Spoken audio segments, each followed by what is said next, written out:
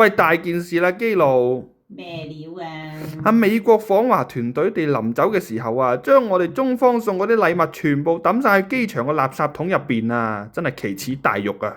唉，呢啲都可以理解嘅。嗱，佢哋話喎，因為驚嗰啲禮物裏邊啊會有竊聽器、有間諜裝置。真係可惜啊！你睇下啲禮物咁精美。哦，咁啊係啊，話時話送得出啊，都係代表我哋習大大嘅面子噶嘛。嗱，你睇下呢啲啊，包晒金咁嘅，話唔定係真金添啊！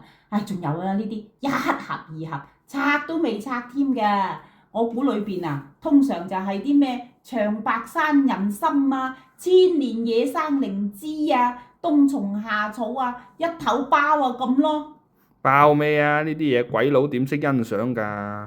誒，咁又唔係喎，好似喺佢哋個團隊裏邊有個唐人噶噃。嗱，我估嗰個唐人咧一定識得欣賞嘅，話唔定啊上機之前啊，佢已經靜雞雞咁將一支千年長白山人參塞喺佢件皮褸嗰度。咁到時啊，我哋國安部同志放響野山人參裏邊嘅嗰個竊聽器，咪可以響空軍一號裏邊發揮作用咯，唔係咩啊？